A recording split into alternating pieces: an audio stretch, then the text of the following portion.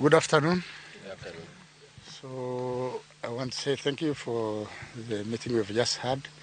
This was a stakeholders security forum. We just brought all our leaders together. So mine is just to say that we will ensure that we maintain security in Kisumu town and its environs. We will not allow any criminal gangs to continue terrorizing our people, our innocent residents.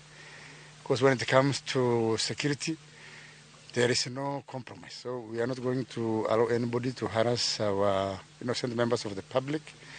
We are not going to allow anybody to do extortion. Because normally it happens in the form of extortion.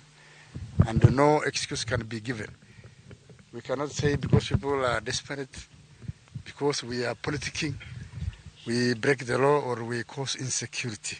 So I just want to give an assurance to all our residents of Kisumu that we'll deal with all these criminal gangs so that Kisumu continues to be a destination of choice when it comes to issues of tourism, issues of conferencing, and the rest. So we'll not allow anybody to spoil the name of this great county.